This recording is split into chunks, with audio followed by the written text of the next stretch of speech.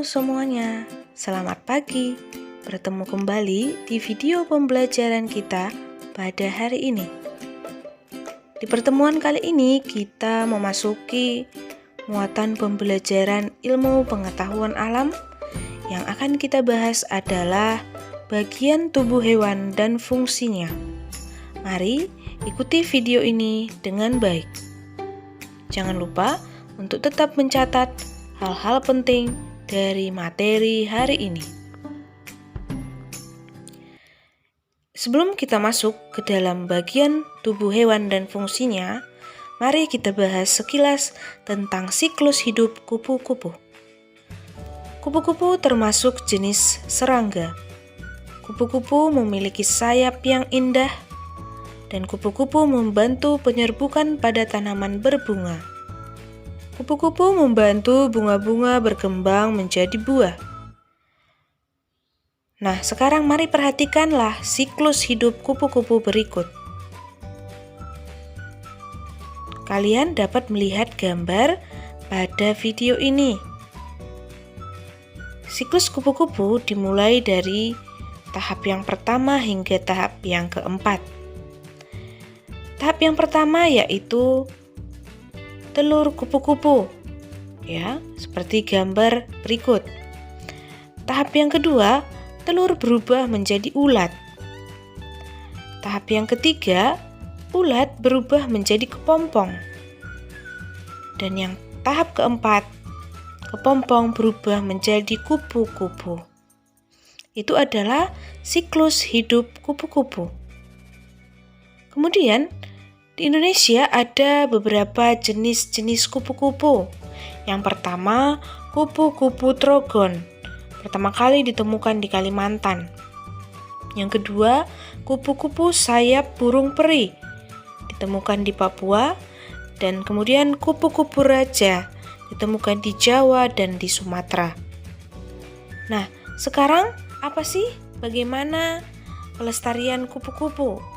Ya. Selain indah, kupu-kupu juga bermanfaat bagi kehidupan. Upaya-upaya yang dapat dilakukan untuk melindungi kupu-kupu dari kepunahan yaitu membuat cagar alam, menetapkan kupu-kupu sebagai satwa yang dilindungi, kemudian membuat penangkaran kupu-kupu. Nah, beberapa upaya ini dapat dilakukan agar kupu-kupu tidak punah. Oke, kemudian kita masuki materi kita yang kedua yaitu bagian tubuh hewan dan fungsinya. Yang akan kita bahas pada video ini adalah kelima hewan ini. Yang pertama ikan, burung, harimau, sapi, dan kucing. Mari kita bahas satu persatu. Yang pertama adalah ikan. Bagian tubuh ikan terdiri dari sisik yang fungsinya sebagai pelindung tubuh. Kemudian badan yang ramping yang berfungsi untuk memudahkan ikan bergerak di dalam air. Kemudian ekor yang berfungsi untuk membantu pergerakan di air. Sirip berfungsi untuk berenang, insang berfungsi untuk bernafas, dan mata ikan berfungsi untuk melihat lingkungan di sekitarnya. Kemudian yang kedua adalah burung. Ya. Bagian tubuh burung terdiri dari paruh. Paruh berfungsi untuk mengambil makanan. Paruh burung disesuaikan dengan jenis makanannya. Kemudian sayap. Sayap berfungsi untuk bergerak atau terbang. Burung terbang dengan cara mengepakkan sayapnya. Ekor. Ekor burung berfungsi untuk menjaga keseimbangan burung saat terbang. Yang keempat, cakar.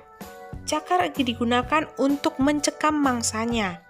Seperti burung elang, jika burung pipit berfungsi untuk bertengger di dahan pohon. Kemudian mata.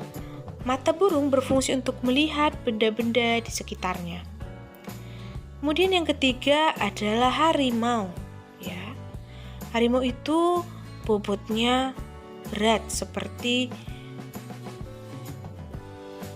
ukuran tubuh dewasa, ya, sekitar 120 sampai 300 kg.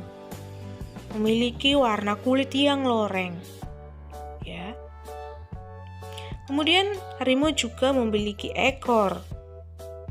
Dan fungsinya jika ekor ini bergerak dengan cepat, berarti harimau ingin menyerang mangsanya dan digunakan sebagai penjaga keseimbangan dan alat komunikasi dengan hewan-hewan lainnya. Kemudian kumis. Ya, kumis ini digunakan untuk mendeteksi informasi sensorik, dibedakan berdasarkan letaknya. Kumis dimoncong digunakan saat sedang menyerang mangsa dan sebagai pengatur navigasi di malam hari. Kemudian mata, pastinya sebagai indera penglihatan harimau, ya, di mana 6 kali lebih baik daripada manusia. Kemudian kaki harimau memiliki telapak kaki yang lebar, yang dapat membuat harimau memangsa dengan tenang dan sangat baik. Cakarnya juga dapat ditarik ke dalam sehingga kukunya tetap tajam dan mereka dapat bergerak dengan tenang tanpa membuat curiga mangsa yang sedang diintai. Kemudian rambut harimau berfungsi untuk menghangatkan tubuh serta melindunginya, ya. Kemudian telinga, ya, terdapat bintik-bintik putih di belakang telinganya yang berperan sebagai alat untuk berkomunikasi. Kemudian yang keempat adalah sapi, ya. Bagian tubuh sapi terdiri dari tanduk sapi, ya, di mana berfungsi untuk pertahanan diri dari mara bahaya. Kemudian telinga yang pastinya berfungsi sebagai alat pendengaran dan sebagai tanda pengenal sapi. Yang keempat, mata berfungsi untuk melihat. Keempat, lubang hidung berfungsi untuk membantu proses pernafasan pada sapi. 5. Organ mulut sapi, yaitu yang terdiri dari organ sistem pencernaan, yaitu gigi dan lidah. Gigi membantu untuk mengunyah makanan sapi, sedangkan lidah membantu untuk mengatur letak makanan dan merenggut makanannya serta menelan. Yang keenam, kaki sapi berfungsi untuk berjalan ataupun bergerak. 7. Puting susu digunakan untuk mengeluarkan susu pada saat proses pemerahan. Dan yang kedelapan adalah ekor yang berfungsi untuk mengusir serangga dan hewan yang mengganggunya. Kemudian yang kelima adalah kucing, ya. Bagian tubuh kucing terdiri dari telinga yang berfungsi untuk mendengar, mata kucing berfungsi untuk melihat, misai berfungsi untuk mengetahui keadaan sekitar, kaki berfungsi sebagai alat gerak, ekor berfungsi untuk menjaga keseimbangan, dan kemudian hidung yang berfungsi untuk mencium bau. Nah, anak-anak, demikianlah penjelasan Ibu tentang siklus hewan dan bagian tubuh hewan beserta fungsinya. Ya, kita sudah membahas 5 hewan, 5 bagian-bagian tubuh hewan beserta fungsinya. Semoga anak-anak dapat memahaminya dengan baik. Terima kasih dan selamat belajar.